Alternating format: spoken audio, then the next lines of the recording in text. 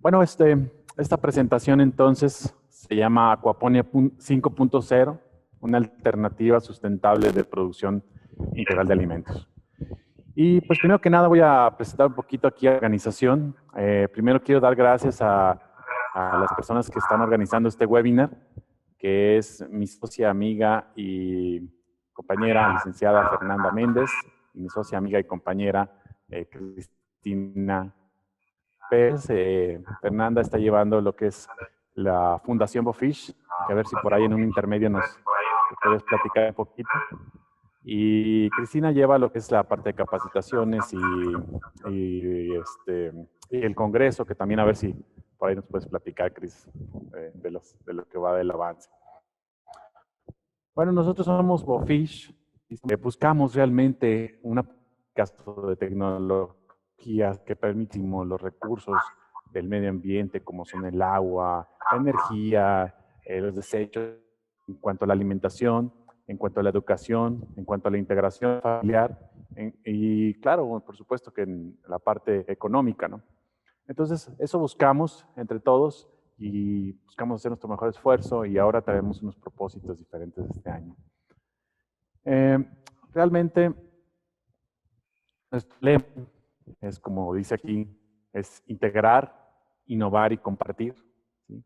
Integrar se refiere, va muy relacionado con esta presentación precisamente, donde la idea es integrar a personas, integrar tecnologías, en este caso integrar otras áreas de producción que se complementen con la producción agroacuícola, para que de esta manera se busque ser más sustentable.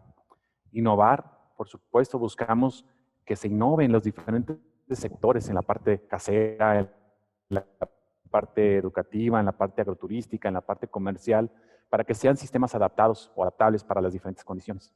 Y compartir, pues queremos compartir estos conocimientos con ustedes, queremos también recibir de ustedes conocimientos, que es así como nos hemos hecho de diferentes conocimientos, diferentes tecnologías, y también compartir a las personas que menos recursos tienen o que son más vulnerables, sobre todo en este tiempo, donde ahí Fernanda va a estar muy activamente ejerciendo esa parte.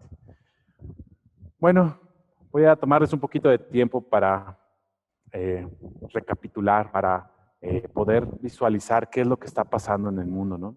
Tenemos diferentes problemas e inconvenientes que tenemos que verlos en primer lugar, porque de repente pasan desapercibidos, o de repente por el día a día de rutina no los damos en cuenta y no le damos la importancia.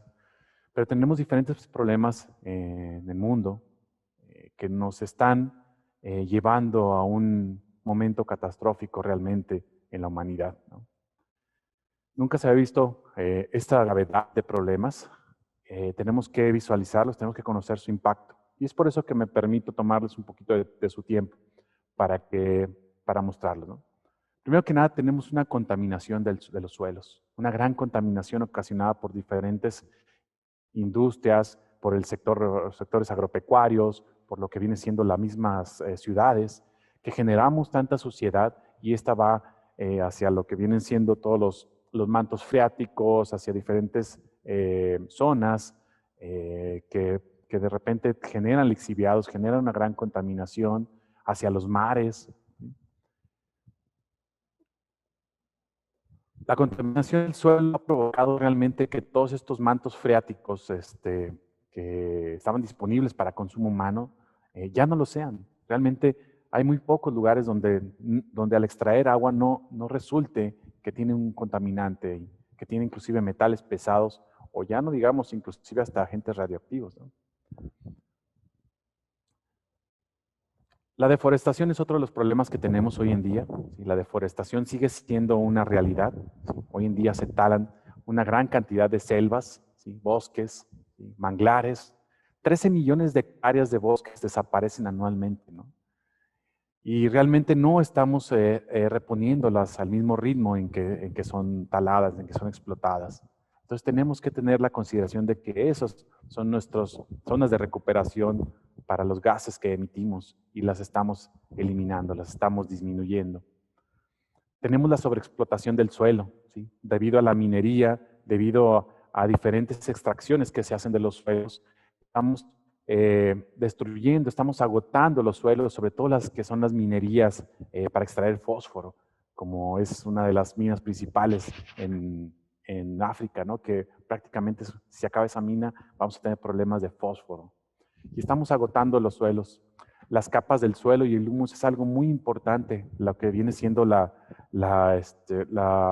eliminación de la capa vegetal, ¿sí? Que se ha estado deteriorando. Al quitar nosotros los árboles, ¿sí? Al eliminar esa mancha vegetal, lo que sucede es que existe una erosión de los suelos y se van perdiendo esa capa pequeña de humus que se tenía y que duró miles o millones de años en generarse para que pueda haber vida. La degradación, esta erosión cada vez va siendo mayor. Cada vez, mientras menos manchas verdes tengamos, ¿sí? Cada vez se va erosionando más por el mismo aire o por la misma agua. Las tierras cultivables también han sido degradadas. Hay muchos lugares, por ejemplo, en islas como en las Antillas, en países que realmente eran productores y que han deforestado y que tenían esa parte deforestada como una tierra cultivable, ahora están degradadas, ¿no? Realmente ya ni con fertilizantes han podido, porque son tierras que tan fácil de erosionar o porosas que el fertilizante se va hacia el fondo. La contaminación del agua es un problema muy fuerte también, ¿no? En nuestros países latinoamericanos, asiáticos, africanos, ¿sí? Hay una gran cantidad de personas que viven en condiciones insalubres de agua, ¿no? Que están tomando agua de esas zonas porque no tienen más. 5,000 personas mueren diariamente a causa del agua insalubre, imagínense nomás. Otra cuestión con el agua es la eutroficación o la eutrofización, que se refiere a cargar de desechos, o sea, de materia orgánica a los cuerpos de agua, y eso genera que de tanta materia orgánica se generen tantos microorganismos, y tanto esos microorganismos como esa materia orgánica misma, lo que hace es consumir el oxígeno, y entonces al consumir los oxígenos, todo lo que respiraba, incluyendo los peces, se muere, se asfixia. Y entonces vemos de repente así lagos muy verdosos, cafezosos, y que flotan los peces, ¿no? Cada vez también es más común, dado que muchas industrias, ciudades, alojan sus desechos a estos componentes. La escasez de agua es un problema que cada vez se va agravando más en los países donde tenemos zonas áridas. Por ejemplo, México, de donde somos nosotros. México, la mayor parte del territorio, si podemos ver ahí, es árido, ¿sí? Inclusive tenemos algunas pequeñas zonas hiperáridas, ¿sí? No digamos Medio Oriente, África, el norte de Chile, el sur de Perú, ¿sí? Tenemos problemas de escasez de agua. Es así que más de 1.700 millones de personas viven actualmente en cuencas fluviales en donde el consumo de agua supera la recarga, es decir, ya no se repone de la misma manera. De hecho, los pozos hoy en día actualmente ya están tomando aguas fósiles, o sea, agua que va a los 300, a los 500, hasta los 1,000 metros de profundidad. Podemos ver esa imagen, cómo los circulitos que eran zonas de riego se van agotando, ya no tienen más agua. O otra cosa que sucede es la intrusión salina. Se va llenando de sal esa agua y ya no es posible cultivar. El cambio climático viene a contribuir con esta parte, ¿sí? El cambio climático, que es algo que ha sonado muy actualmente, genera varios problemas, ¿no? El cambio climático, ustedes saben ya que es ocasionado principalmente por la emisión de gases a la atmósfera, como metano, como dióxido de carbono, como son otros gases también dañinos.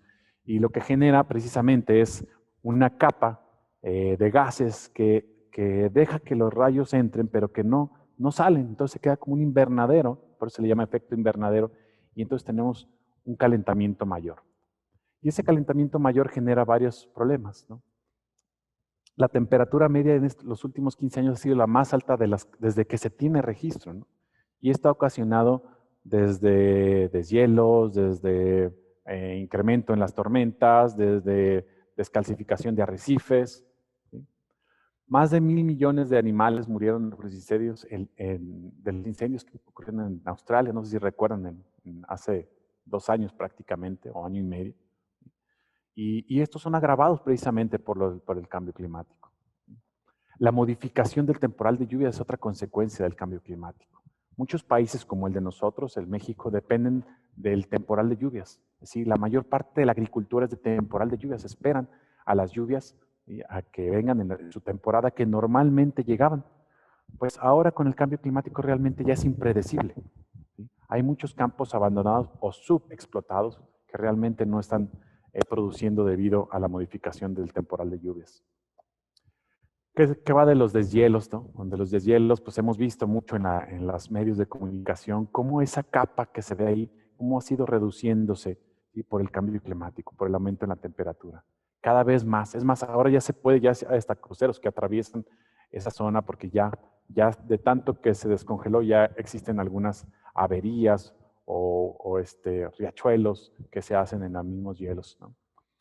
Y bueno, los cascos polares, al perder tanta biomasa, tanto hielo, ¿sí? Tanta masa, perdón, tanto hielo, realmente lo que ocasiona es generar mayor incremento en el volumen de los océanos, ¿no? Los cascos polares han perdido más del 40% de su espesor en menos de 40 años, ¿no? Y esto, pues como les decía, ha incrementado y va a incrementar el nivel del mar, ¿no?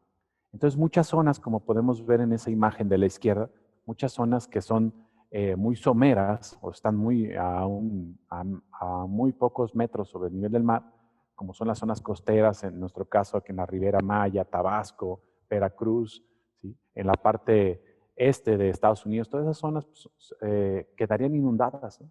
Se habla que aproximadamente va a subir de 60 a 1 metro, o sea, 110 centímetros el nivel del agua, ¿no? ¿Qué otra cosa sucede? La disminución de la pesca. ¿Sí? La disminución de la pesca está agravada por la sobreexplotación, ¿sí? Por la contaminación, por el cambio climático, por el no respetar las vedas, ¿sí? Por la misma contaminación directa a los mares, ¿sí? Entonces, todo eso hace que disminuya la pesca. Y por eso 3/4 partes de los recursos pesqueros están agotados. Es decir, la mayoría de las pesquerías ya están en problemas o inclusive algunas en extinción.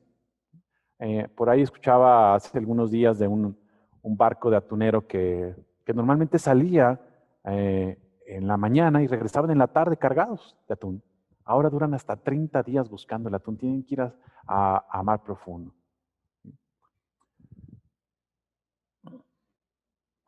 Bueno, también está el problema de la extinción de especies debido a los problemas anteriores, incluyendo la parte de la deforestación, la contaminación, la caza ilegal. ¿Sí? Las especies se están extinguiendo rápidamente a un ritmo de más de 1000 veces que el ritmo natural. Y bueno, otro problema que tenemos también, o otra cuestión importante que tenemos que tomar en cuenta es la sobrepoblación. Y sobre todo la sobrepoblación en zonas específicas, en zonas de crecimiento económico, ¿no? Al día de ayer la población mundial era arriba de 7.700 millones de habitantes, ¿no? Y sigue creciendo, ¿no? Es un relojito que si ustedes le ponen ahí en esa fuente que ven ahí, está incrementándose segundo a segundo, ¿no? Para el año 2050 se dice que se duplicará la población de 26 países, de los principales países que son con crecimiento económico. ¿Sí? Mientras que en algunos países va a reducir, como en la población europea. Pero bueno, todo esto esta aglomeración ocasiona distintos problemas sociales, ambientales, de nutrición. ¿Sí? Por ejemplo, es una imagen de la Ciudad de México, ¿no? Donde podemos ver la cantidad de casas, la sobrepoblación no se alcanza a ver dónde termina. ¿Sí? Esto genera muchos problemas de desigualdad social. ¿Sí? Hay una marcada diferencia y en muchos países todavía, como en algunos países latinoamericanos, se marca todavía más la diferencia entre ricos y pobres que no tienen a veces ni para las principales necesidades, ¿no? La falta de educación es otro problema también en esas aglomeraciones. La educación es una manera de escapar de la pobreza, no una forma de combatirla, como dice aquí. El 40% de la población mundial, ¿sí? No tiene acceso a la educación, ¿sí? Por lo menos en un idioma que lo entienda. ¿Sí? Y aquí en México tenemos esos inconvenientes. Todavía aquí hay muchos dialectos antiguos, sobre todo en la parte sureste del país, que son personas que no hablan español, ¿no? Que buscan que sean en su idioma maya o en otro idioma. Entonces, ahí pues también hay mucho que hacer en esta parte, transmitirles todo esto a ellos, buscar una manera de que de que lo puedan adoptar, de que puedan ver una posibilidad de producción sustentable y que les generen alimentos saludables, ¿no? Ahí es donde nuestra Fundación Bofish va a tener mucho por hacer también. Bueno, otro problema que también se tiene en algunos países, ¿no? Es la inseguridad, ¿no? Problemas de inseguridad agravan las cosas, agravan los problemas sociales, agravan los problemas económicos, y los económicos pues conllevan todavía otros problemas, ¿sí? Entonces todo está interconectado y se va incrementando, ¿no? La pobreza se incrementa en países sobre todo con esta desigualdad, ¿sí? Eh, Les decía, inclusive para lo más básico como es la vivienda misma, la alimentación misma, o la alimentación de calidad también, ¿no? Que no genere otros problemas de salud, sobre todo en la parte de los niños, ¿no? Se habla que unos 783 millones de personas viven por debajo del umbral de pobreza internacional, que es que no tienen alimentos ni siquiera, o alimentos de calidad. El acceso al agua para estas personas también se complica, sobre todo en esas zonas que son áridas y sobre todo las que presentan sobrepoblación también. Hay muchas personas, hay cerca de 1.300 millones de personas que no tienen acceso al agua y tienen que caminar, como vemos ahí, kilómetros y kilómetros para acceder a agua para tomar.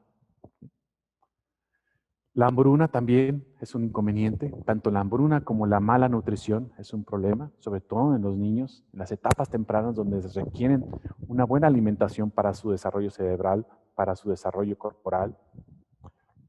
Casi 1.000 millones de personas padecen de hambre, imagínense, 1.000 millones de personas, ¿no? Cuando en otros lugares perdí comida, ¿no? Y está el caso extremo, la mala nutrición por el exceso de alimentos, ¿no? La obesidad. Aquí en nuestro país somos uno de los principales países que tiene un alto índice de obesidad, ¿no? Y es por los alimentos chatarra, ¿no? Por la mala alimentación. Otro problema es que no hay alimentos en el mundo, sino que hay suficientes alimentos, nada más que no hay una buena distribución. Hay un mal aprovechamiento de los alimentos. Por ejemplo, aquí podemos ver que el 30% de los alimentos producidos en el mundo terminan en la basura, mientras que hay 842 millones de hambrientos que están esperando, ¿sí? Más del 50% del alimento producido en la agricultura en forma de cereales del mundo se utilizan realmente para alimentar al sector pecuario, ¿sí? Al ganado, a los cerdos. La seguridad alimentaria, ¿sí? Es un tema muy importante. ¿Sí? La seguridad alimentaria se refiere a qué tan seguro es una zona, ya no digamos país, ¿no? Una zona, una comunidad misma, para poder garantizar el abasto de sus alimentos. Y ahora antes hablábamos seguridad alimentaria como un tema de países, ¿no? Ahora que con la pandemia podemos ver que es un tema de comunidades inclusive. Comunidades que quedaron apartadas sin alimentos o sin acceso a materias primas para producir sus alimentos, y eso comprometía su seguridad alimentaria. La migración, debido a esto mismo, a los alimentos, o debido al crecimiento económico, a la búsqueda de oportunidades, a la inseguridad misma, ¿sí? Ha generado también que sigan sobrepoblándose algunas zonas económicas, ciudades, países. Esto genera otros problemas, agrava la situación. Se prevé que más de 200 millones de refugiados existan para el año 2050. La salud, otro tema, ¿no? Ahorita muy en los medios, la salud es importante para todos nosotros, y ahora con el tema de pandemias, esto se ha agravado, ¿no? La salud representa ahora no nada más un tema de tener que buscar medicinas o hospitales, sino un tema de cuidarse, y de un tema de buscar alimentarse adecuadamente, de buscar aislarse adecuadamente. Bueno, todo esto es una situación global, ¿sí? Que nos debe de poner a pensar y no olvidarlo, ¿no? Por más que lo veamos, no olvidarlo, porque muchas veces lo sabemos, lo vemos en los medios, pero no actuamos al respecto. Ahora les voy a presentar un poquito de lo que es el estatus agroacuícola, que es precisamente nuestro tema. ¿Cómo embona en esta situación? Bueno, sabemos que con este crecimiento poblacional que se tiene y con la demanda de alimentos de mayor calidad, de origen alto contenido proteico, esto hace que aceleren, incrementen la oferta, ¿sí? O la demanda por un lado y la oferta por los productores para producir alimentos de alto contenido proteico. Entre esos está el pescado, entre esos está el pollo, entre esos están algunos vegetales de alto contenido proteico. Debido a estas situaciones que muchos países, incluyendo el nuestro, han buscado dar subsidios para la producción. ¿Sí? Subsidios desde dar apoyos a fondo perdido para que se generen granjas, para que haya producción, como dar subsidios de producción como la energía más económica o el agua más económica, buscando que se generen alimentos, ¿no? Estimulando la producción, porque hacen falta, sobre todo hace falta en algunos países. Les digo, el problema no es que no hay alimentos, sino la mala distribución. En el caso de los peces, como muchos a lo mejor de ustedes ya saben, pues realmente quien surtía a los peces anteriormente era la pesca. Pero la pesca, pues ya vimos que está agotada. ¿Sí? Ya hay hasta especies que eran comunes que están en peligro de extinción ahora. Y por eso la acuicultura, el cultivo de peces, ha tomado esa ventaja o esa oportunidad. Entonces aquí podemos ver cómo a partir de los años 90, de 1990, por ahí más o menos fue que la acuicultura, el cultivar peces, se fue incrementando porque ya el crecimiento poblacional y además mayor demanda per cápita de pescado, porque realmente pues, es un alimento de buena calidad. Bueno, esto en el crecimiento de la acuicultura y de la agricultura para surtir la demanda de alimentos fue bueno, ha sido intenso, ha sido muy fuerte. De hecho, es una de las industrias que el año pasado no sufrió, sino que creció. Pero es muy importante que lo hagamos de manera más responsable y sustentable, ¿no? Sabemos que la acuicultura, ¿sí?, conlleva el uso de ciertos recursos, como es el alimento, como es el agua, como es el uso del aire, como es el utilizar suelo disponible y como es utilizar energía. De la misma manera, la agricultura requiere de esos mismos recursos, nutrientes, agua, suelo, aire y energía. Bueno, vamos a hablar un poquito de cómo los utiliza cada uno de ellos y de manera muy general para no quitarles tampoco mucho tiempo. En el suelo, en el caso de la acuicultura, ¿sí?, eso que ven ahí, esa imagen, es una granja o son granjas de acuicultura. ¿Sí? Está todo lleno de estanques de agua. ¿Sí? ¿Qué es lo que sucede? ¿Cuál es el inconveniente de hacer una acuicultura tradicional? Bueno, el inconveniente es que requiere de mucho espacio para producir muy poco. Y al requerir mucho espacio requieres de mucha agua. Tienes mucha infiltración, mucha evaporación, las aves que llegan ahí en mucha depredación, ¿sí?, y realmente hay una baja productividad por metro cuadrado. Las ventajas es que a veces produces más económico, y porque no utilizas tanta energía, porque no utilizas tanto alimento. Pero debemos de buscar otras alternativas, no basarnos en lo que ya existe, porque eso es lo más común. De igual forma, en la agricultura, ¿sí?, la mayor parte de la agricultura sigue siendo extensiva. Siguen siendo terrenos que se deforestaron, ¿sí?, o que se hizo un cambio de uso del suelo, ¿sí? Entonces utilizaron para producir algún maíz, soya o algún otro vegetal que realmente en la mayoría de los casos se producen de manera extensiva, o sea, muy poco por metro cuadrado. El agua, ¿qué pasa con el agua? ¿No? El agua en el sector acuícola todavía se basa mucho en este tema, en este lema que se ve ahí: the solution to pollution is dilution, que la solución a la contaminación es la dilución. Se refiere a que si yo tengo un tanque de peces y mi pez contamina el agua, pues la solución es simplemente tirar esa agua y volverla a poner limpia. El problema es que conforme la acuicultura se incrementa, ¿sí?, o se intensifica, pues más agua voy requiriendo, de tal forma que ya no alcanza, necesito ríos enteros, ¿sí?, para producir este pescado. En la agricultura sigue lo mismo. La mayor parte de la agricultura todavía se riega por rodado, como podemos ver ahí, rodado o inundación, ¿no? Rodado se le dice porque el agua va corriendo, va como rodando hacia lo largo del paisaje, del cultivo, y realmente es una gran cantidad de agua. Y la mayor parte, lo peor de todo es que la mayor parte se desperdicia, no la toma la planta, ¿sí? Menos del 10% lo toma la planta. Y el agua en el sector agropecuario es el sector que más se utiliza, es la industria que más requiere, ¿sí?, que requiere aproximadamente más del 70%. Y si sigue incrementándose la producción de peces, la producción de plantas, la producción de ganado, pues más agua se requiere y mayor proporción va a ocupar que las demás industrias. ¿Qué pasa con el alimento? El alimento para el sector acuícola proviene en parte de algunos granos, como la soya, pero hay otras especies, sobre todo las marinas, que requieren de alimento de que venga de harina o aceite de pescado. Y como ya les comenté hace un momento, pues esa harina y aceite de pescado proviene de las pesquerías, que están agotadas. Entonces ahí como que no hay una congruencia. Si la acuicultura está dependiendo mucho todavía de la pesca, es un inconveniente porque una está siendo disminuida. En el caso del alimento para las plantas hablaríamos de los fertilizantes o los abonos en algunos casos, ¿no? Pero sucede lo mismo. Realmente se buscan esos minerales en las minas, se explotan los mantos freáticos, se hacen excavaciones grandes, se saca nitrógeno, fósforo de otros países y se trasladan y finalmente se desaprovecha. O sea, aquí podemos ver que la mayor forma de agregar los fertilizantes es a voleo, o sea, aventándolos en la tierra o en tractores o en una avioneta, pero la mayor parte cae en el suelo, ¿sí? Y se pierde con el agua y se va a los mantos freáticos y contamina y ocasiona un problema de eutroficación nuevamente. ¿Qué pasa con la energía? La energía, mientras más se quiere intensificar una producción, normalmente dependemos más de ella. Entonces, en el caso de la agricultura, pues la energía se requiere para presurizar los pozos, para filtrar el agua, para mezclarla con los fertilizantes, ¿sí? Y luego irrigarla, ¿no? Distribuirla.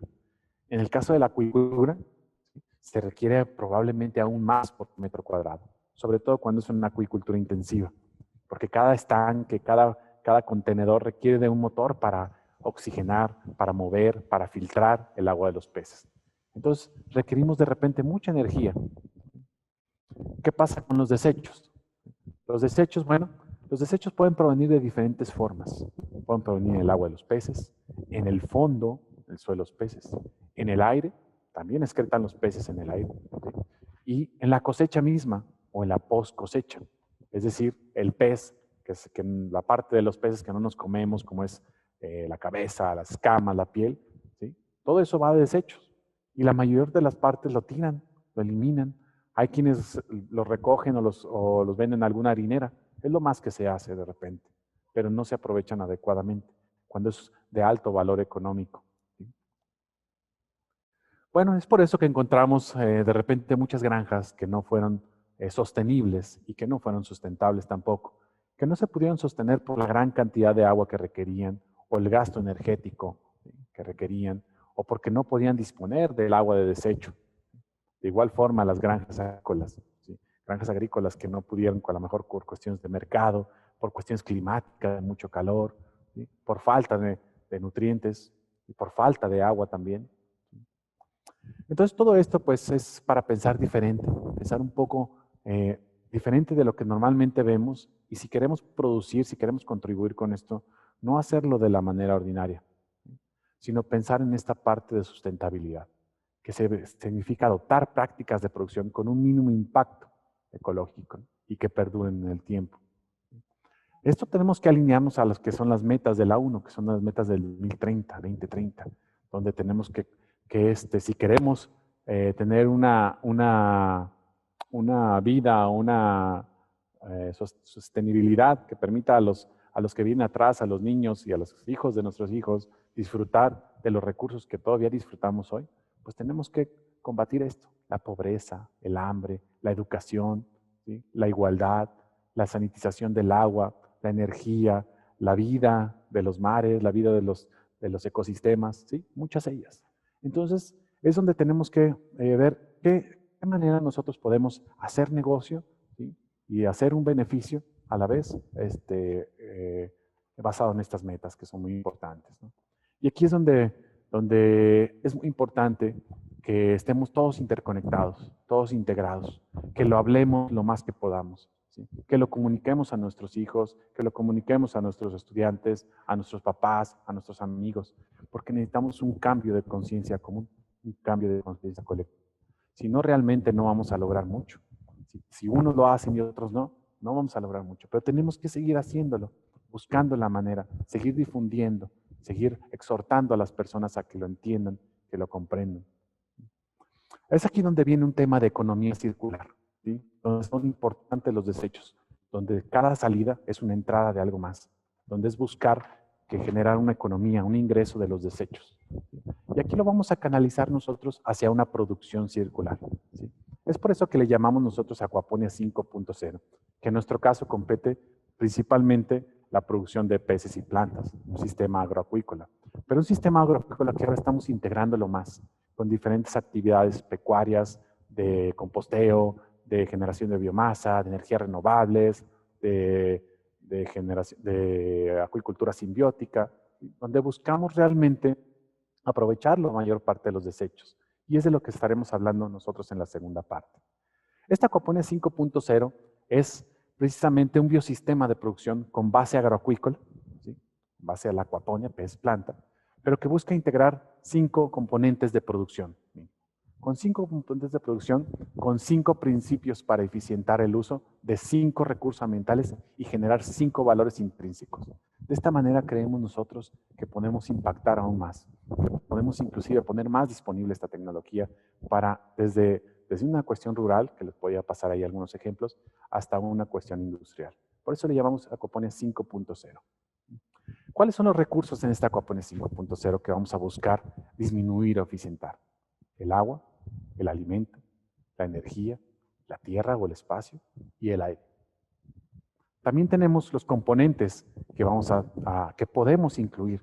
Y aquí digo podemos porque realmente hay muchos más que podrían integrarse. ¿Sí? En nuestro caso, estos son los que estamos buscando, que es un sistema de acuicultura, o sea, de pez, que es un sistema de hidroponía, o sea, de planta, energías renovables, que puede ser solar, eólica, de generación de desechos, que puede ser desde una producción pecuaria, o sea, un ganado, un cerdo, un pollo, o puede ser de nosotros mismos como humanos. ¿Sí? Y una conversión de biomasa que permita que esos desechos entren al sistema de Aquaponia 5.0, ¿sí? Precisamente como una materia prima, ya sea para la acuicultura, para la planta, para el mismo ganado o para todos ellos, ¿no? Eso es lo que busca la Aquaponia 5.0. Son 5 principios los que realmente de manera técnica se involucran, que es recircular, descomponer, convertir, integrar y eficientar. De esa manera logramos combatir los 5 recursos también o disminuir los 5 recursos. Ya en una parte comercial, ¿sí? Esta Aquaponia 5.0 en su parte de manejo, ¿sí? Como puede tener valor, no nomás es de la producción, ¿sí? La producción va a ser importante, ¿no? Eso nos va a generar uno de los valores que es la economía. Pero también hay otros valores que vamos a tener que visualizar al momento desde diseñar, operar, difundir esta tecnología, que es también buscar alimentos, salud a la vez, buscar educación, buscar agroturismo, ¿sí? Que también pueda venir de esa parte el agroturismo, y buscar una integración social. Son 5 valores que tiene que tener esta Aquaponia 5.0. ¿Sí? Las áreas de negocio, ¿sí? Que tendrá esta Aquaponia 5.0 para precisamente funcionar adecuadamente es la producción misma de los peces, las plantas o todo lo que esté involucrado, el control, ¿sí? de los procesos, la comercialización, que es muy importante y muchas veces la dejamos de lado, la recolección. ¿A qué me refiero con recolección? ¿Sí? Esto está basado en la economía circular, para quien la ha un poquito estudiado economía circular, a esto se refiere, ¿no? Nomás lo estamos trasladando a nuestro sistema de aquaponía. La recolección se refiere, por ejemplo, cuando entregamos una planta, cuando entregamos peces, y de repente otras personas son las que se quedan con los desechos, con de post cosecha, con las raíces o con hojas, ¿sí? O con diferentes subproductos, que ahorita la economía circular lo que busca es recolectarlos para volver a hacer alimento. Entonces llega un proceso de regeneración o generación de materias primas para volver a meterlos a la producción. ¿Sí? Entonces, esas son las áreas de negocio que puede ser que no las tenga solamente una unidad, o dependiendo del tamaño de la granja o de lo comercial, puede ser que involucre a todas estas áreas, ¿no? Entonces, bueno, esta Aquaponia 5.0 se puede integrar desde un sector pecuario. Por ejemplo, este es un caso que nos tocó tener y por ahí se los voy a platicar, que es donde integramos la parte pecuaria, en este caso la gorda de lechones, de cerdos pequeños, ¿sí? Que generan unos desechos, se canaliza hacia un biodigestor, y más adelante les mostraré imágenes y algunos datos. Ese biodigestor lo que hace pues, es generar gases que pueden utilizarse para energía calorífica o energética, pero que también genera un composteo que es posible usarlo para producción de lombricomposta, que la lombricomposta sirve, ya sea la lombriz o el abono sólido, para nutrir a los peces, y que ese abono sólido en el agua de los peces se junta con los desechos de los peces y puede nutrir a plantas que pudieran llegar a ser forraje para los mismos pecuarios o ser un producto para comercializar. Y de los desechos de estas plantas también ciertamente puede haber algunos que se canalicen nuevamente hacia lo que es la parte de biodigestor. Sería un tipo de acuaponía 5.0 integrada a un sector pecuario. A un sector casero, por ahí les voy a platicar del sistema integrado que es producción de peces y plantas en acuaponia, casero, pequeño, de 3 metros cuadrados, un poquito más, ¿sí? Integrado a su sistema de panel solar, pero que lo que hace es que los desechos de la casa, o sea, estos desechos que ven acá en la parte izquierda superior, ¿sí? Realmente convertidos, ¿sí? En este caso, a biomasa de insecto, de larva de insecto, ¿sí? Mediante un contenedor donde se descomponen, y esos insectos, precisamente, esas larvas es la que se le da de comer al pez, ¿sí? O es una parte de la alimentación del pez, ¿no? En todos los casos, la energía, pongo ahí unos paneles solares, pero puede ser diferente, ¿no? En el sector industrial, ¿cómo se ha integrado? Y también voy a mostrar un caso. Bueno, en el caso del sector industrial, se integra mucho en lo que es la parte con el procesado, ¿sí? Tenemos peces y plantas en la parte acuapónica. Los desechos de los peces normalmente se procesan, ¿sí? Y todo ese desecho del procesado se puede hacer un ensilaje, se puede hacer un caldo, un bokashi, un fermento, un hidrolizado que nos permita usarlo para producir alimento para los peces o para producir un biofertilizante para plantas, ¿sí? Entonces, hay varios productos ahí que se utilizan. Bueno, entonces esta es la primera etapa de este webinar. Esto fue para abrir un poquito el panorama, el contexto de lo que estamos hablando, tanto mundial como en el contexto agropecuario.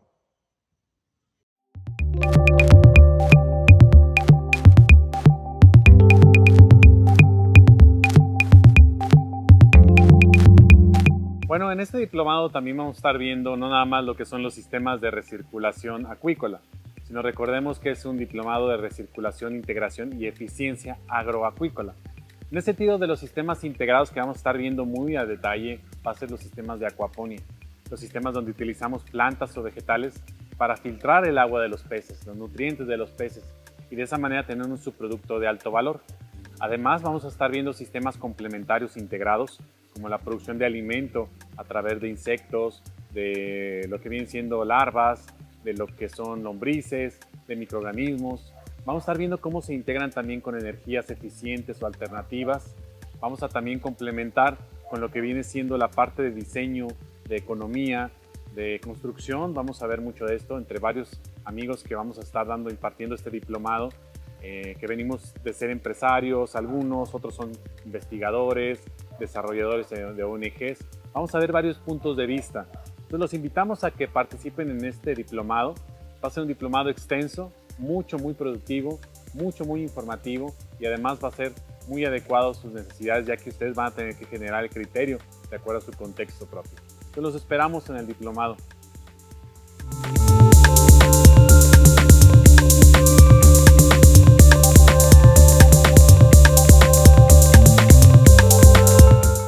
Bueno, pues vamos entonces a continuar con esta segunda parte.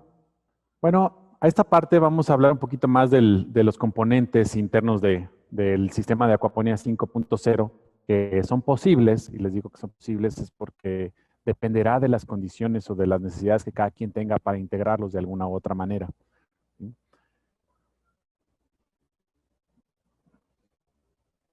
Bueno, primero que nada vamos a ver los actores que participan en esta acuaponía 5.0, que pudieran ser el primero, pues el pez, ¿sí? En el caso del pez, bueno, tenemos que los peces los tenemos en un lugar normalmente confinado, donde le estamos dando alimento a los peces, ¿sí? Esos peces toman ese alimento, ¿sí? Lo ingieren, ¿sí? Lo digieren, una parte la asimilan y gran parte la quedan con muy poco, ¿sí? En este caso, me gusta poner esta diapositiva porque aquí es donde podemos ver cómo es la cadena de aprovechamiento de los nutrientes del pez, ¿no? Y no nada más en el pez, también ocurre en los seres humanos y en otros organismos. Realmente no aprovechamos la mayor parte de lo que comemos. Y en el caso del pez, por cada kilogramo de alimento que consume, ¿sí? Solo se queda con el 20% del nitrógeno y el 50% del fósforo, el 22% del carbono, siendo que el alimento del pez es la parte más costosa de la acuicultura. Y de la parte más costosa del alimento es la proteína que tiene el alimento, ¿sí? Y la parte que compone esa proteína es el nitrógeno. Quiere decir que de ese costo principal que tenemos, realmente el 20% está siendo aprovechado. El 50% del fósforo, que cada vez se vuelve más costoso, sobre todo para la agricultura, es más difícil de conseguir, es no renovable. El 22% del carbono, ¿sí? Aparte del carbono, que vamos a ver su importancia, ¿sí? Se queda en el pez, parte se queda en los sedimentos, pero la mayor parte, casi la mitad, se va hacia la atmósfera, ¿sí? Genera dióxido de carbono. No genera tanto como es el ganado, ¿no? Que sí contamina bastante con el metano y el dióxido de carbono hacia el ambiente. Pero sin embargo es una de las excreciones que tiene el pez. Otro actor que tenemos es la planta, ¿no? La planta en ese sentido tiene ciertos requerimientos, que son, además de lo que viene siendo la luz solar, la humedad, ¿sí? La radiación, requiere de elementos, de nutrientes, que en realidad son 16 elementos que participan, ¿sí? Entre ellos el carbono, el hidrógeno, el oxígeno, el nitrógeno, el fósforo, potasio, otros como calcio, magnesio, azufre, y algunos menores como el hierro, manganeso, cobre, zinc, níquel, boro y cloro. Entonces, todos estos son requerimientos de la planta. La planta en un sistema de solución nutritiva como es la hidroponía o la acuaponía, ¿sí? Permanece completamente envuelta en agua, su raíz, o tocando el agua de manera constante, y eso permite que tome los nutrientes de manera más eficiente, que los tome de manera más rápida, o que se distribuyan esos nutrientes por prácticamente todas las raíces y sea más eficiente su absorción, permitiendo entonces tener mayores rendimientos, en algunas ocasiones mejores presentaciones, ¿sí? Y cuando es la post cosecha, pues una mayor vida de anaquel, ¿sí?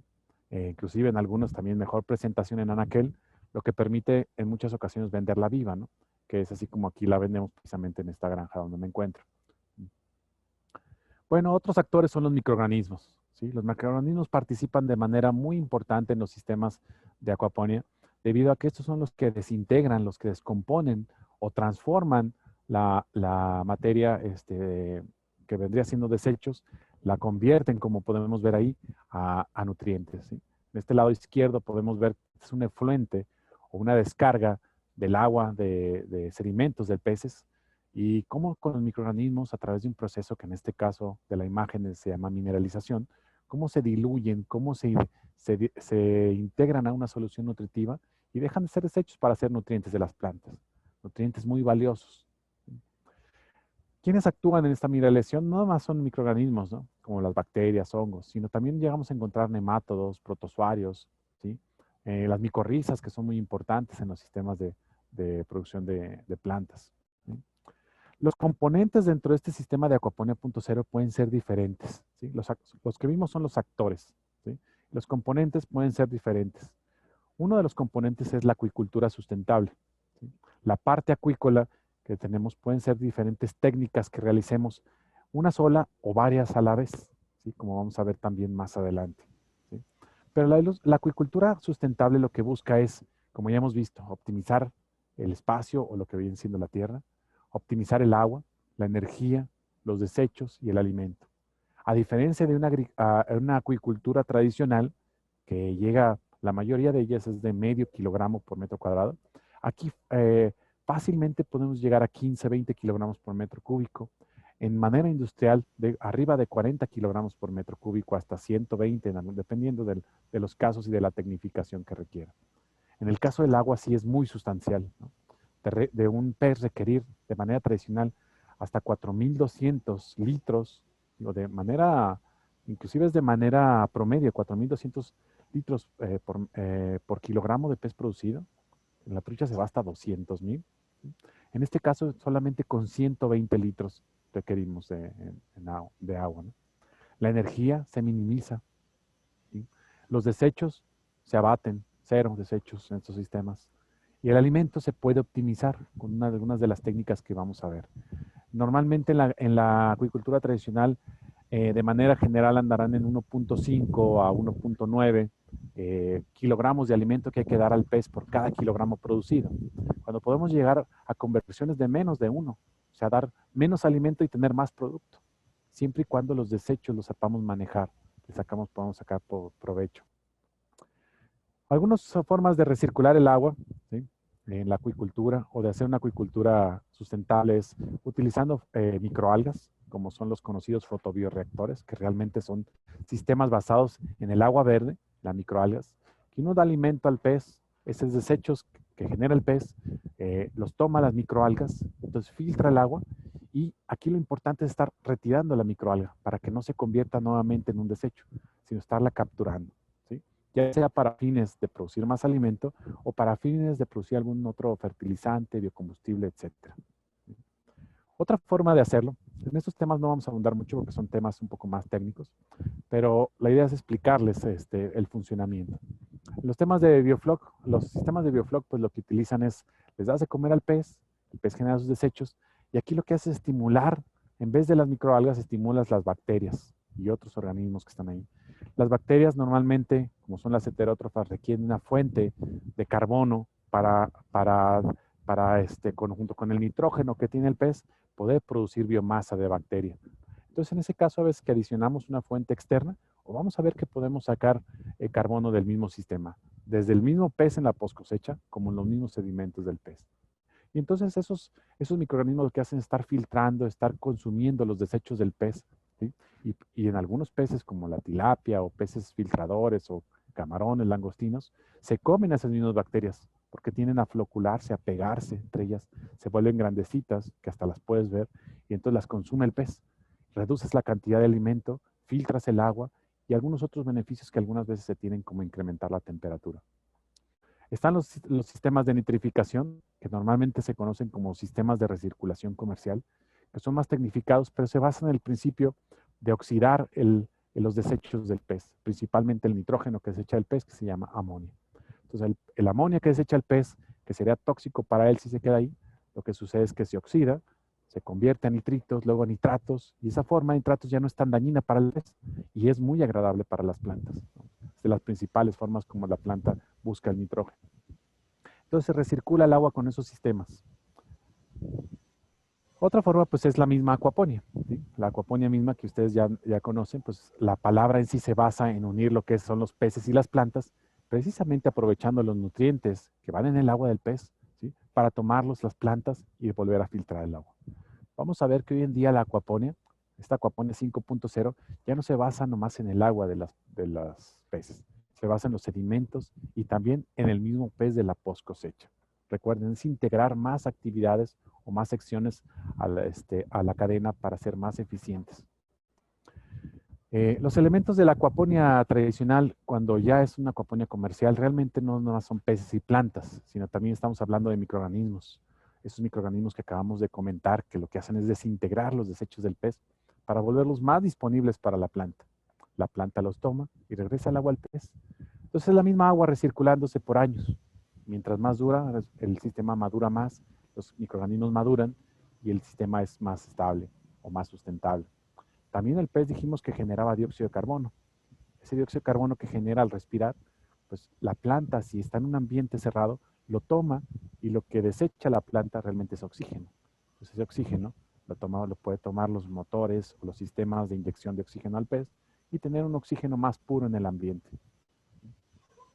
Otro componente aparte de la agricultura sustentable es el componente hidropónico, ¿sí?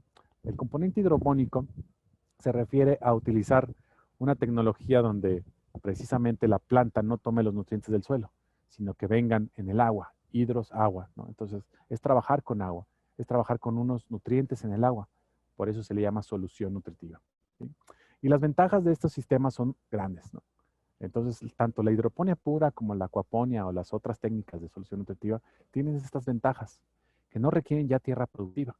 Eso permite que se cultiven desiertos, ¿sí? En las ciudades, en azoteas, ¿sí? En mismos estacionamientos, en paredes, ¿sí? Entonces, eso permite a algunas comunidades o países inclusive que no tenían zonas arables o zonas productivas en agrícolas, a poder producir, a tener una alternativa. Y es precisamente los países que más lo hacen, ¿no? Los países desérticos, los países nórdicos. El uso del agua en estos sistemas es totalmente una ventaja. Como pueden ver aquí, ¿sí? Por ejemplo, cultivar de manera tradicional, como lo hacen en la foto que se ve en la superior derecha, cultivar de manera tradicional lechuga, ¿sí?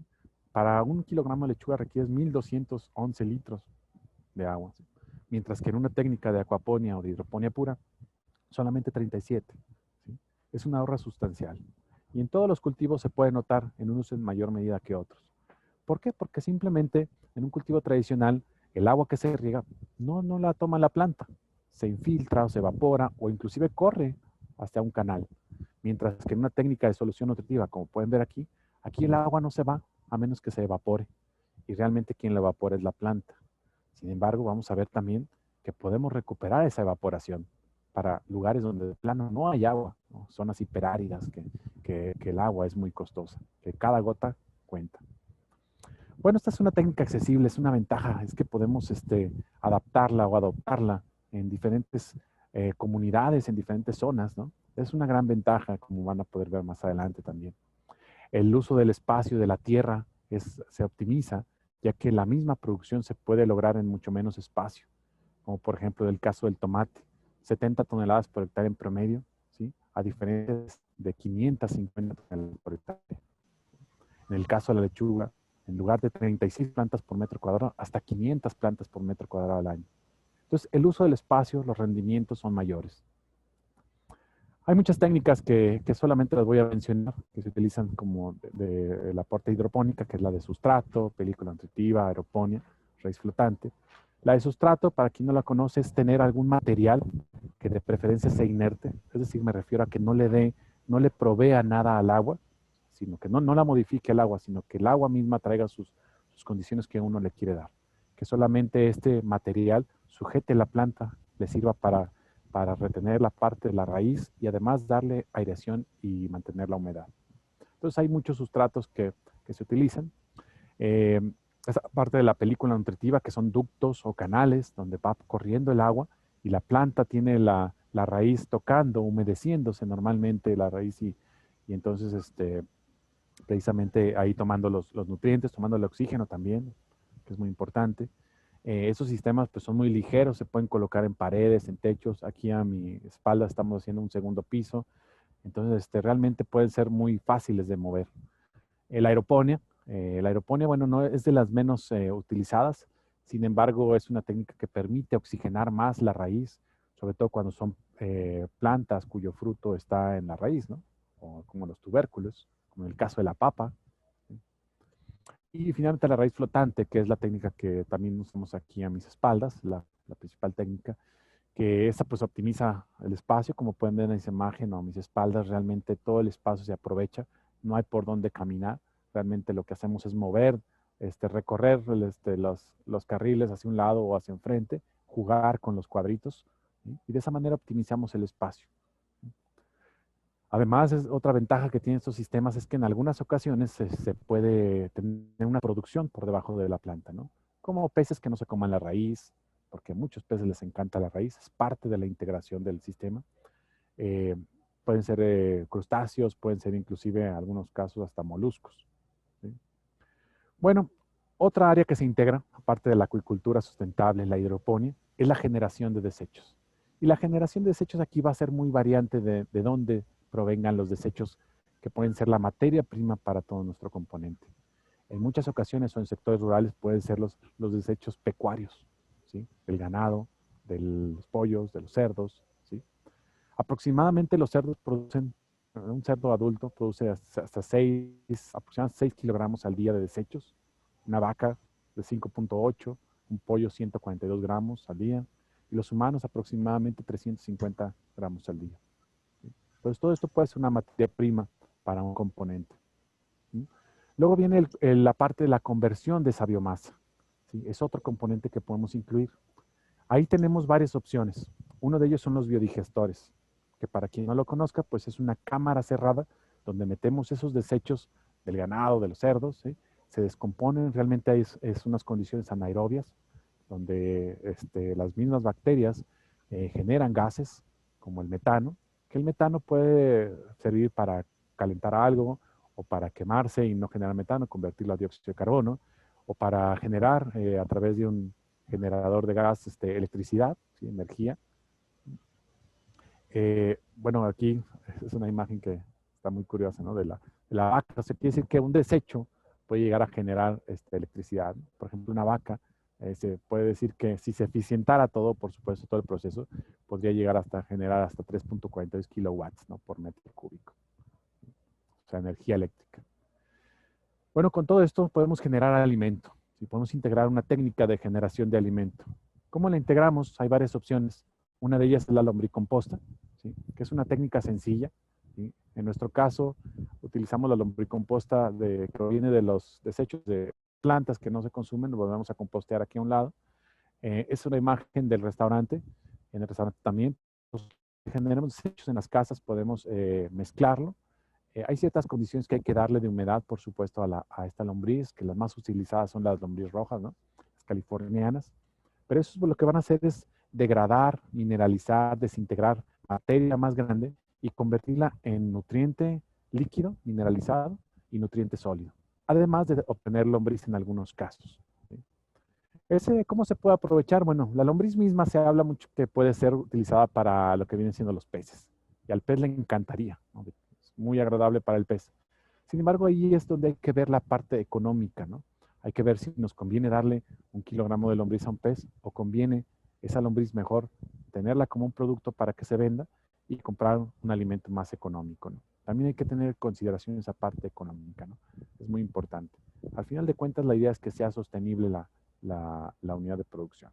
Pero en lo que voy es que se puede usar no la lombriz, sino se puede usar los abonos, como el abono sólido o el abono líquido para la producción en aquaponía. ¿Sí? El abono sólido, por ejemplo, se utiliza para darle el carbono que hablábamos hace rato, para producir bacterias en el sistema, y esas bacterias filtran el agua del pez y el pez mismo se coma las bacterias. Entonces, al final de cuentas, viene siendo un alimento, y el humus de lombriz, indirectamente. No es que se coma el humus de lombriz, sino que generamos, en vez de tener un agua transparente como en esa imagen de la izquierda, la convertimos hacia un sistema de flóculos, un sistema cargado de bacterias donde realmente pareciera que son malas condiciones para el pez, pero están mejor los peces, porque está filtrándose su agua, está comiendo ahí el pez. Otra opción también es de utilizar larvas de insecto, ¿no? Y actualmente también hay mucha investigación en cuanto al uso de insectos, de los mismos insectos, no más de las larvas, para producción de alimento, inclusive para humanos, ¿no? En este caso, la mosca soldado, ¿sí? Una mosca de establo, a veces le llaman, la encuentran mucho donde hay cerdos, donde hay caballos, ¿sí? Su larva, en su etapa de larva es la que nos importa porque es muy voraz, ¿sí? Degrada la materia orgánica, se alimenta de ella vorazmente, ¿sí? Aquí, por ejemplo, podemos ver un videíto que, sí está, a ver si se aparece el videíto. Es un videíto, me voy a adelantar un poquito, pero es para que se den una idea cómo los desechos, en este caso no es un desecho, pero es una trucha, un pescado.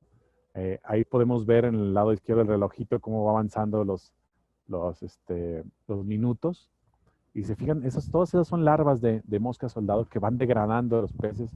¿Y qué se va convirtiendo? Pues en biomasa de larvas, en este caso la mosca soldada, ¿no?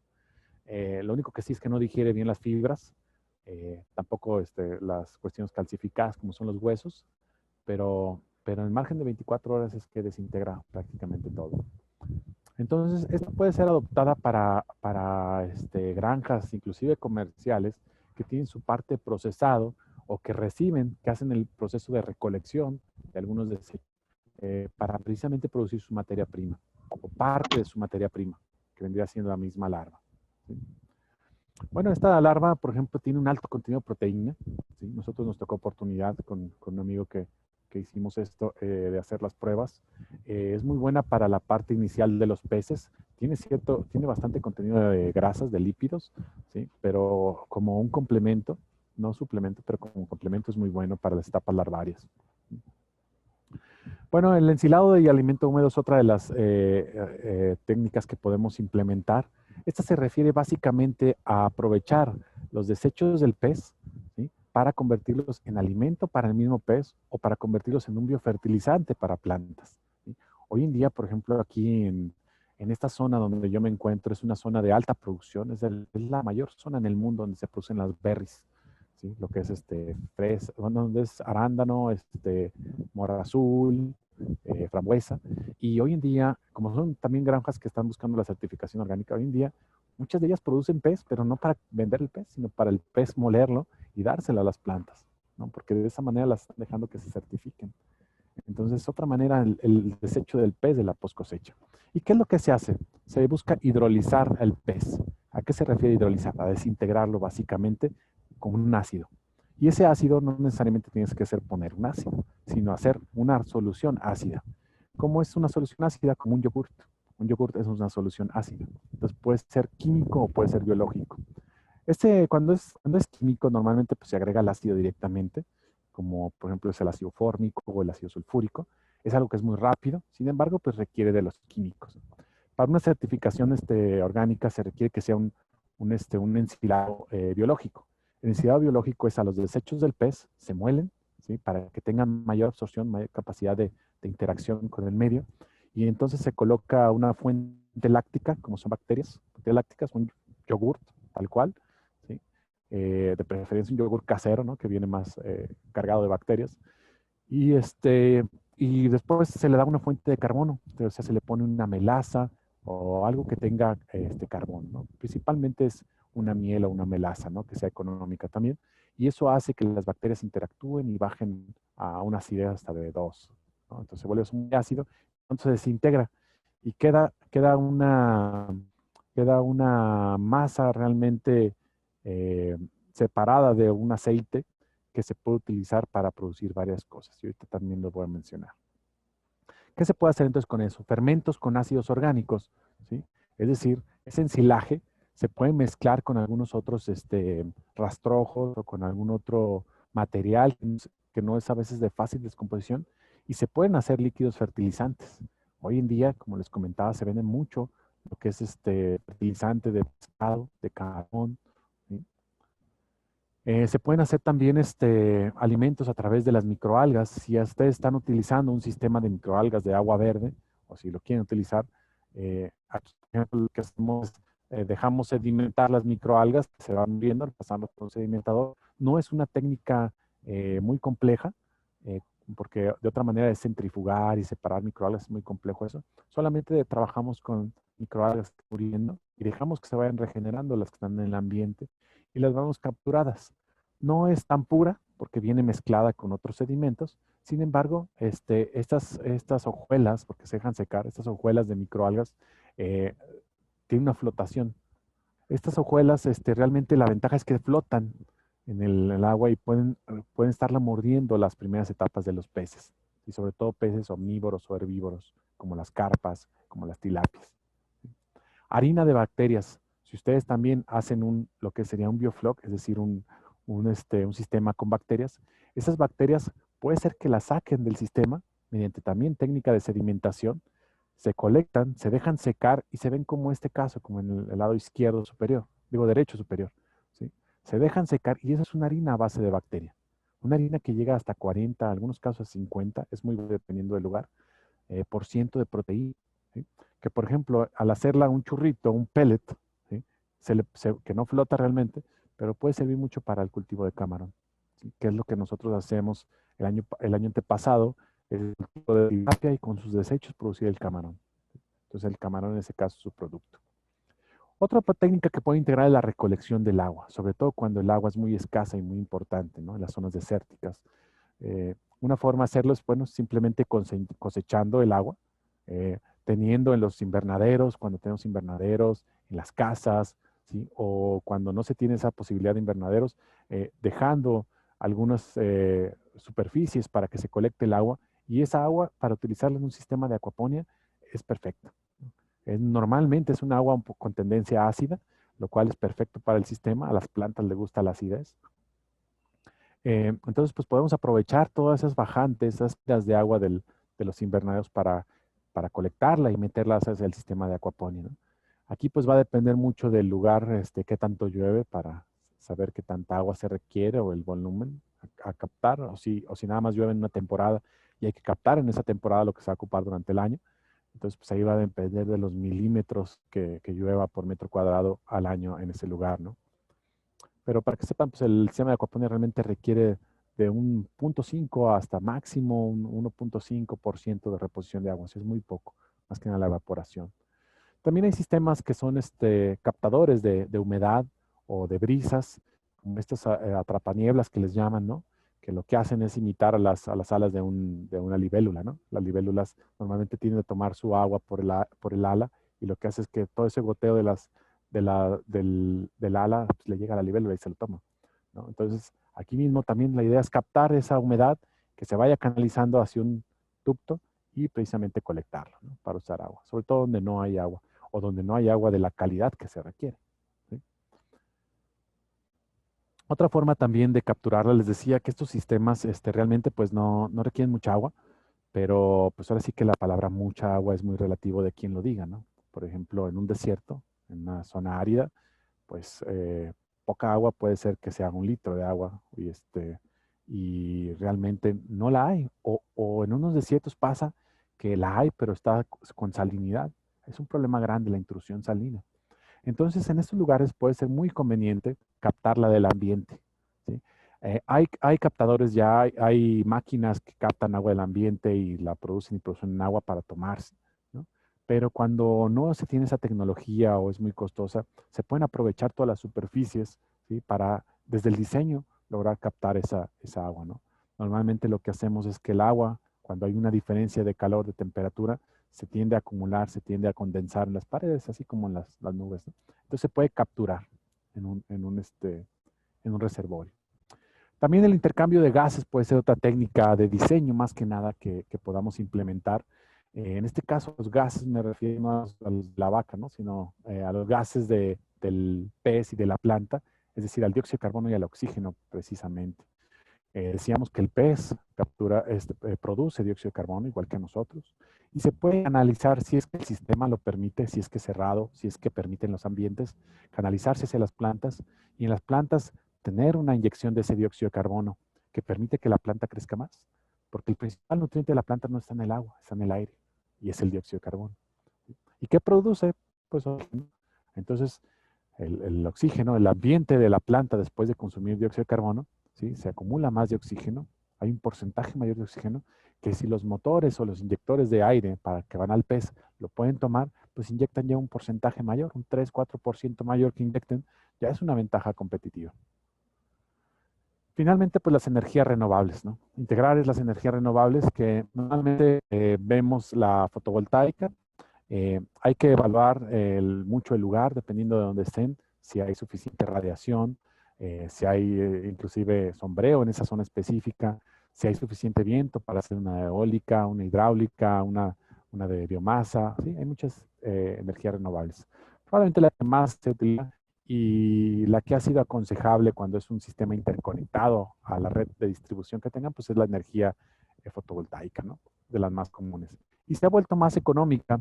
Anteriormente, pues era una tecnología costosa. Hoy en día los paneles o el kilowatt, el watt anda en algunos lugares menos de 30 centavos de dólar. Entonces, pues se ha vuelto más económica, ¿no? Esa es una instalación que hicimos en el desierto, precisamente de Aquaponia en agua salobre, y esos sistemas dependiendo nomás únicamente del sistema solar, ¿no? Son sistemas aislados, en este caso nada más la parte de las baterías es costosa. Bueno, llegamos a la parte de integración, ¿sí? Todo esto que hemos hablado, ¿cómo lo podemos integrar? Bueno, ahora sí que va a depender mucho de qué tanto quieran integrar ustedes y esto va a depender de qué tanto quieran producir, qué tanto espacio tengan, qué tanta necesidad de integrar algunos áreas se quieran. Porque podemos hacer muchas integraciones, ¿sí? No se asusten, pero pues aquí puse todas, ¿no? Es decir, puede ser desde la acuaponia sola, pez y planta, ya es una integración. Pero decíamos, este concepto de Aquaponia 5.0, para que realmente impacte, ¿sí? Necesita ser cinco áreas para que impacte en los 5 recursos y tengamos 5 valores, ¿no? Entonces, podemos desde comenzar por la parte de captación de agua para usarla en la acuacultura, que esa acuacultura nos dé agua y nutrientes para las plantas, que esas plantas nos sirvan para generar desechos para la lombricomposta, la lombricomposta nos sirva para generar nutrientes para la acuacultura, o inclusive también para generar alimento para los establos, donde puedes tener vacas, cerdos, a lo mejor. Esos establos producen masa, que se puede ir a un biodigestor, se puede generar dióxido de carbono, se puede generar gases como el metano para calentar, se puede generar también materia prima para la misma lombricomposta, ¿sí? Entonces, puede haber muchas interacciones, todas las que ustedes vieron ahorita. ¿De qué va a depender mucho? Pues de precisamente la complejidad del sistema que le quieran dar. Porque uno diría, bueno, yo quiero todas y aprovechar todo y sacar muchos productos, ¿no? Pero a lo mejor es ir avanzando con los procesos más sencillos. Como por ejemplo, ahorita les voy a mostrar cuáles serían de los más sencillos, algunos casos, ¿no? Por ejemplo, en un sistema rústico, un caso muy sencillo es integrar simplemente eh, la, lo que viene siendo la producción, en un caso casero, perdón, puede ser integrar lo que es los desechos de una casa o de un restaurante o de un pequeño hotel, ¿sí? Convertirlos en biomasa, en este caso, por ejemplo, de lombriz, o convertirlos en este caso también de la mosca soldado, que me permita dárselos a los peces y a lo mejor disminuir o por completo dejar de dar de comer a los peces alimento externo, que esos me den nutrientes para producir plantas y las plantas me pintan comérmelas y además generar ciertos desechos para el pez o para la misma mosca soldado, ¿no? Esto, por ejemplo, puede ser una granja integral de la FAO, una granja desde tan rústica, ¿sí? Donde normalmente la FAO promueve que se tenga un estanque, que ahí se tengan algunas carras herbívoras, que tengas un cultivo a un lado de forraje, como puede ser alfalfa, que le puedes dar a los peces, que además estás consumiendo para dársela a alguna parte pecuaria, que además los peces están generando nutrientes para las plantas y también cosechas a los peces, ¿sí? Entonces, es una granja integral muy rústica, pero funciona, ¿sí? Y es un modelo que usan mucho en Asia, sobre todo. El sistema casero puede ser también basado igual, en el sentido, por ejemplo, hablaríamos de un sistema como de escala. Es un sistema que nos ha gustado mucho hacer porque es un sistema que requiere de 1 metro por 3 metros, ¿sí? Y en ese puedes tener unos 20 peces unas, y unas 50 plantas, ¿no? Produciéndose ahí. Y es un sistema que requiere realmente, la bomba que le ponemos es como de 25 a 30 watts. Una bombita pequeña, que puede tener un panel pequeño, ¿sí? Y este sistema puedes tenerlo en tu casa o en un traspatio y precisamente generar alimentos para ti, pero además generar alimentos para dárselos a lo que viene siendo la mosca soldado en este caso, ¿no? Nosotros en el restaurante teníamos una granjita pequeña, digo teníamos porque siempre estábamos moviendo cosas y haciendo pruebas. Esta es el restaurante y esta es la granjita a un lado, es una granja a traspacio pequeña. Esta granja, pues bueno, tiene su parte integral de peces en la parte del fondo, su sistema de bacterias de mineralización ahí en medio y la parte de las plantas, ¿no? Y en la parte de los peces, pues bueno, también aquí acuérdense que otros valores que podemos tener es la educación, integración familiar, agroturismo en este caso del restaurante, ¿sí? Entonces ahí podemos ver las personas interactuando con los peces, con las plantas, y ahí precisamente es donde hicimos las pruebas con la mosca soldada, ¿no? Realmente podemos tener desechos del mismo sistema de acuaponia o del negocio alterno, en este caso el restaurante, para alimentar mosca soldada. En un sistema rural, bueno, ahí normalmente un sistema rural es cuando se tiene la parte pecuaria, se integra un biodigestor, una lombricomposta, de esta a los peces, de los peces a las plantas, y en este caso nos tocó en esta granja, ¿no? Del señor Amado, en una zona aquí de Tamazula se llama, ¿no? En este caso la parte de los cerdos está en la parte de atrás, es el biodigestor, es el invernadero de los peces, la parte de las plantas es a cielo abierto. Entonces lo que hace es que del componente de los cerdos, pues ya ven que lavan ahí todas las áreas de los cerdos, se van todos los desechos por el agua, corre un canal que llega hacia este biodigestor. Ahí se acumula, dura aproximadamente de que entra a que sale, unos 30 a 45 días, dependiendo de la temperatura, genera una gran cantidad de gases, y lo que sale, que ya no tiene gases, ya no tiene olor, ya se puede decir que es un desecho estable, eso se utiliza, es mucha fibra, se utiliza para ponerlo en la lombricomposta. Lo que sale del gas del biodigestor, pues en algunas ocasiones lo queman, o en otras ocasiones lo usa para calentar las maternidades, puesto que ahí es un lugar frío. Eh, el desecho del biodigestor lo pone en algunos corrales que eran antes de cerdos y ahí es donde tiene la lombricomposta, de la cual pues vende lombriz, de la cual genera ese abono que se lo da a los peces, ¿no? En este caso, pues lo ideal no es aventárselos así, pero lo ideal es diluirlos, ¿sí? Se diluyen en el agua, se agregan y es una fuente de carbono, de bacterias, de nutrientes que hace que el estanque se ponga así cafezoso y esas son las bacterias, ¿no? Los desechos de los peces en este caso se van hacia un estanque, que es un sedimentador rústico, donde tiene ahí una bombita que pueden ver, o sea, son desechos del pez, sedimentos, y con eso se ayuda para fertilizar los pastizales. En este caso, en esa ocasión, pues tenía mar alfalfa. Esa mar alfalfa pues, crece rapidísimo, y lo que hace es estarla cortando y saca los cañotos, o sea, las cañitas, y las muele y se las da a diferentes componentes, se la mezcla con el humus para dársela al ganado, se la da a los pollos, ¿sí? Entonces ahí tiene varias cosas. Y finalmente, pues vende sus productos, ¿no? En un restaurancito sencillo, rústico. En un sistema agroturístico, ¿cómo se puede integrar? Bueno, está este caso de una familia que realmente tiene un sistema agroturístico, y hablo de agroturístico porque producen, pero además usan mucho su misma producción para que sea el llamativo para que la gente vaya. Esto lo puede hacer una escuela, esto lo puede hacer un hotel, un centro de atención o centro comunitario, que busque, además de la producción, tener otro valor, ¿no? Entonces aquí lo que hacen es que tienen diferentes cultivos, diferentes engordas, tienen cerdos, tienen pavos, tienen pollos, ¿sí? Y lo tienen de una manera que permita que la gente lo vea, inclusive los niños, ¿no? Que puedan alimentar a los peces, casi casi abrazar a los cerditos, ¿no?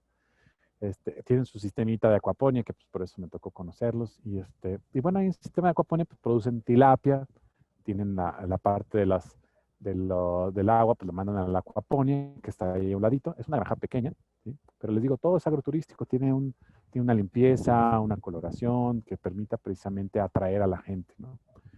Finalmente, pues tienen su pequeño restaurancito y procesadora, ahí mismo lo procesan ellas, ¿sí? Ahí tienen su bodega donde están cortando la planta, donde están haciendo leche, quesos, hacen panes, como pueden ver ahí, ¿sí?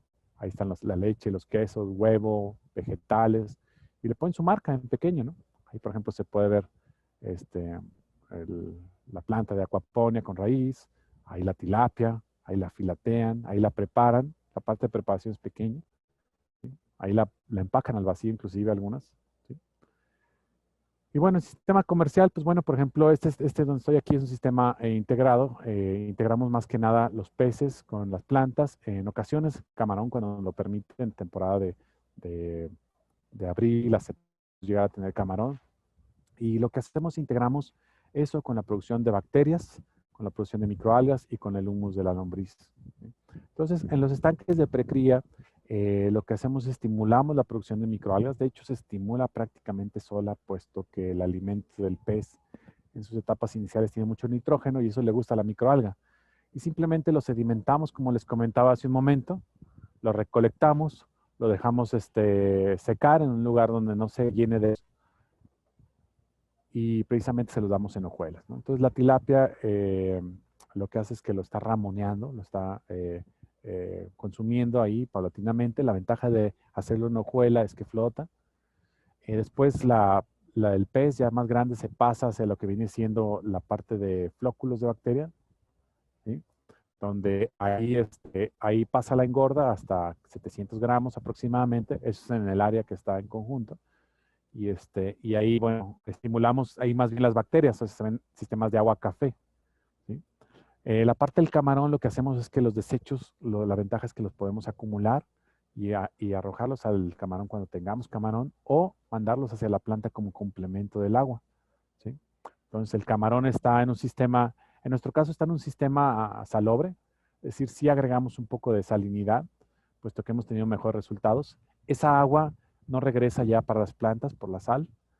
Este, Simplemente pasamos el camarón de un estanque a otro, ¿sí? Ahí es donde ya el camarón pasa en unos estanques más grandes, ¿sí? De esa manera lo integramos con el pez y bueno, tenemos camarón, ¿no? Los procesos que seguimos son los que hemos visto, que es la sedimentación, mineralización, ¿sí?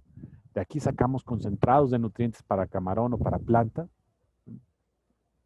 Y finalmente pues está la parte que está aquí atrás de mí, ¿no? Que es la parte de la planta, que en nuestro caso es raíz flotante. Ahorita tenemos apio, tenemos albahaca, acelga, espinaca, kale, menta, y del otro lado tenemos las lechugas. En la parte en medio tenemos ahí un composteador, que es donde todo lo que se va desperdiciando de la planta Inclusive el sustrato que usamos inicialmente, que es orgánico, lo dejamos ahí para que se compostee y la lombriz lo degrade, ¿sí? Y finalmente esa parte es la que usamos como fuente de carbono para el pez, o también lo que se lixivia, los, los líquidos de la lombriz, les decía, también tienen alto contenido de hierro, calcio, que sirve para la planta. Entonces, bueno, aquí integramos un poquito más lo que es peces, con plantas, con camarón, con bacterias, con microalgas, ¿no? Que esto sí ya es para un sistema un poquito más comercial, donde requiera más atención, ¿sí? Finalmente, para un sistema industrial, estaremos hablando de que decíamos que se puede integrar en la parte del ensilaje, ¿no? Tal vez para un sistema industrial ya hacerlo con mosca soldado o con lombriz, ya se vuelve una industria, es a lo mejor preferible dejárselo a alguien más, ¿no? Que lo haga, porque ya normalmente son granjas que producen muchísimo, ¿no? En ese sentido, pues bueno, hasta ahorita no tenemos una granja de acuaponía de gran escala, y hablo de gran escala de 1 hectárea, que tenga toda esa parte industrial integrada, ¿no? O por lo menos que conozca. Bueno, pues hasta ahí es algo de lo que son los sistemas Aquaponia 5.0, sistemas integrados. Espero que les haya interesado. Espero realmente que les haya impactado esto, que les haya generado un interés para hacer algo al respecto. Y algo al respecto puede ser algo desde pequeño, en su casa, en su traspatio, en su empresa, ¿sí? Porque realmente requerimos hacer algo, ¿no?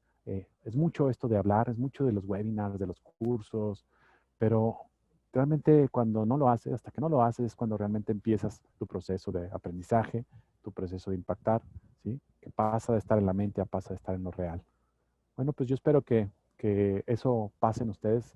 Espero haber sembrado una semillita de esto y que crezca una planta en ustedes y que dé frutos y que dé más semillas y que planten en más personas esta idea.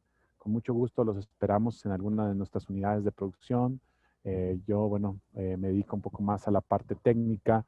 Estoy en Guadalajara, tenemos otra granja en Los Cabos, tenemos otra que se está apenas aperturando, que va a ser, bueno, que la idea es hacerla una Aquaponia 5.0 allá en la Riviera Maya. Y bueno, pues con mucho gusto los podemos recibir. Bueno, claro, ya que se quite la pandemia o si vienen con su sana distancia. Y muchas gracias por su atención.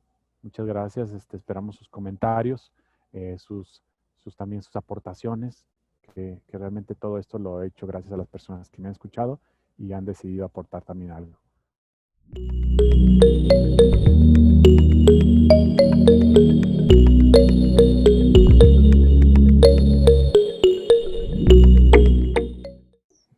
Bueno, una sería, como dije hace un momento, hay 2 opciones que les recomendaría. Una es más sencilla que la otra. La sencilla es hacerlo de harina bueno, hacer larvas de insecto. En este caso vimos el videíto de cómo se comían las larvas al pez. Realmente se comen lo que queda del pez, lo único que no se comen son los huesos. Otra opción donde todo se consume es en ensilado, en el que les comentaba que es hacerlo ácido, ya sea agregando un ácido o con la parte de yogur, es hacer ese ensilaje para que todo se degrade, se hidrolice, se vuelva un líquido realmente, y eso volverlo ya sea hacer alimento o incorporarlo hacia las plantas, y es un biofertilizante. Es una emulsión, se llamaría.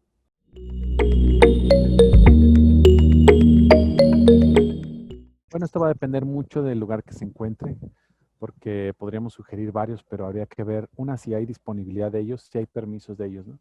Pero, por ejemplo, la tilapia es con lo que más se maneja, ¿no? Y es como con lo que más se tiene experiencia, pero se puede hacer con carpas, con bagres, se puede, por ejemplo, ahorita está el róbalo o robalo, que con agua dulce también se maneja.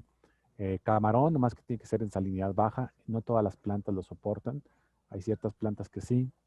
En otros países pues se usa lo que es la cachama, no sé de dónde esté la gente aquí visitándonos, pero por ejemplo en el sureste, o no en Sudamérica, se maneja mucho lo que son las parientes de las pirañas, que son las cachamas, los pacús, bocachicos, tienen un pez genial que es el arapaima gigas, es el pirarucú le llaman en Brasil, o en Colombia le llaman creo que paiche.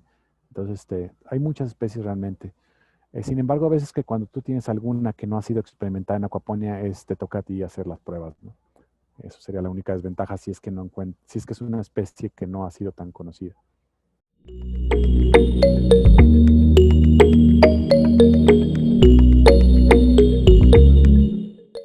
Realmente no. Hay quienes dicen que sí cuando se agrega como fuente de carbono lo que es una miel o una melaza, que es procedente de la caña. Dice que sabe más dulce. Yo lo he hecho y realmente no sé si sí lo percibí porque me lo habían dicho o realmente sí sabía, pero no es algo que sea notorio.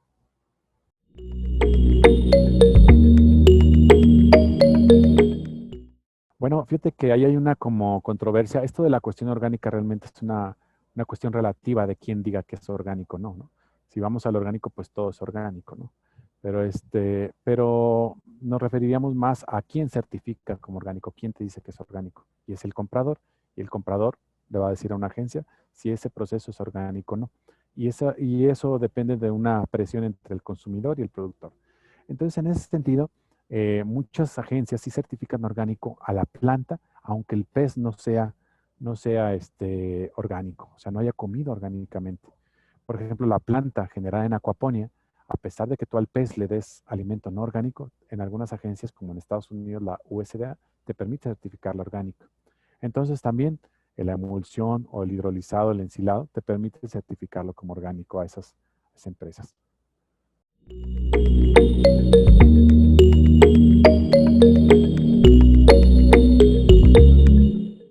No, no hay problema. Sí es una preocupación que a veces nos, nos llega a la mente mucho por lo que hubo de las vacas locas hace tiempo, que las vacas comiendo vacas, ¿no? Pero no, en el pez sí come pez, se comen entre ellos, se comen entre hermanos. Es común que el pez sí coma pescado, así que no hay problema.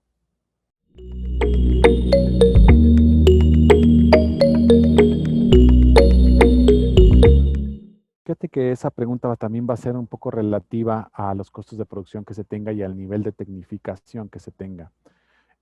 Por ejemplo, te podría hablar que en un lugar donde haya mayor tecnificación, por ejemplo, una acuaponia en Estados Unidos o en un país nórdico que normalmente requieren inclusive de hasta calentar el agua en algunos casos y que requieren más bombeo, filtración, que no es una acuaponia rústica, sino que es tecnificada, tienen un mayor costo de producción.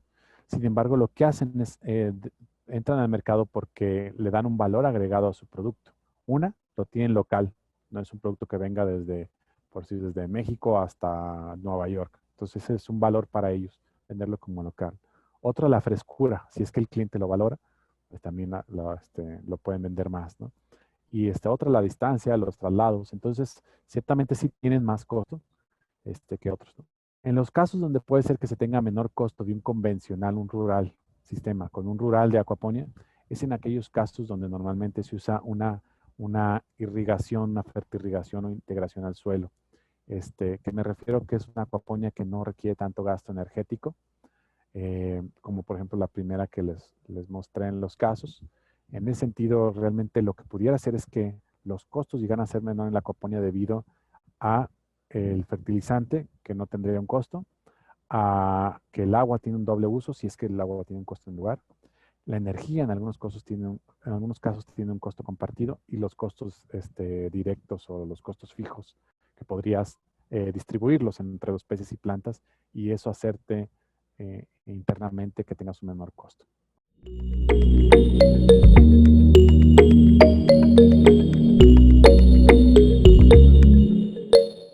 Sí, sí se tienen problemas. Realmente en los sistemas de microalgas lo que se hace es tratar de controlarlas, tratar de que ese oxígeno no baje a concentraciones que afecten al pez. Y si lo hace, de todas maneras es recomendable, es altamente recomendable tener un sistema de aireación que pueda hacer que se utilice en la noche. O cuando las concentraciones, los blooms se llaman, los blooms de alga, o sea que se eleva mucho la concentración de alga. Cuando es mucha en el día, produce mucho oxígeno, pero en la noche, como bien dice la persona, es que se consume. Entonces sí habría que tener un motor intermitente, un aireador, que puede ser que prenda en esas horas.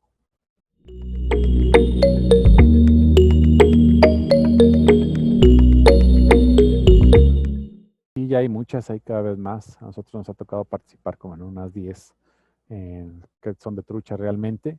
Y ahora que hemos estado con los sistemas pequeños, nos hemos topado en algunos lugares que son cálidos, pero que en esta temporada de invierno por acá baja a inclusive menos, a 8. pero que en la temporada del día o en el verano son cálidos, que la trucha pues no aguanta, pero tampoco la tilapia aguanta, ahí hemos metido alguna especie como carpa, que aunque es de menos valor, pues resiste frío y calor. Pero sí, en sistemas de frío sí. Salmón realmente solamente conozco una, que es una granja grande, ¿no? Salmón es la primera granja de gran escala con salmón. Es mucho más complejo y sobre todo si no es una zona moneda donde te encuentras, el, el conseguir el salmón, el alimento, todo es más complicado, pero sí es posible. Y cada vez seguramente se va a ir dando más.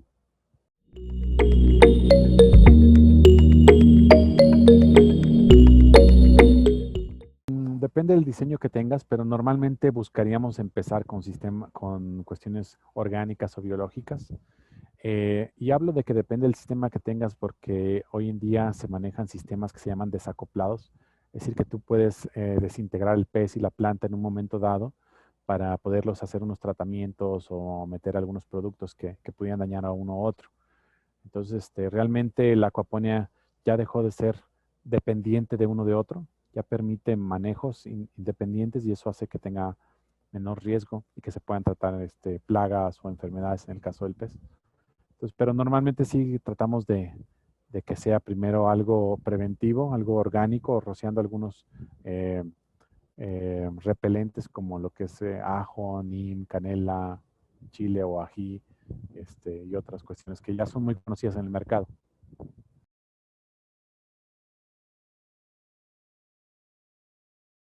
Fíjate que ahí hay algo interesante. En teoría se puede enfermar igual que en cualquier lugar, ¿no? Sin embargo, hay algo interesante que tiene que ver con los microorganismos que están interactuando en el sistema, que como es una gran biota, o sea, una gran cantidad de microorganismos que están ahí, lo que hacen es que disminuyen o mitigan el impacto del patógeno, o sea, del agente que causa el mal o de la plaga, este, y no se desarrollan las enfermedades tan frecuentemente, ¿sí? Entonces, ciertamente hay que estar prevenidos porque sí pueden generarse y se han generado, pero al parecer hay una disminución, un impacto, disminución del impacto en esas incidencias, sobre todo en lo que son hongos, bacterias, ¿sí? Entonces, pues, sé que están preparados, pero sí hay una disminución interesante que todavía requiere de cuestiones de estudio del saber por qué, ¿no?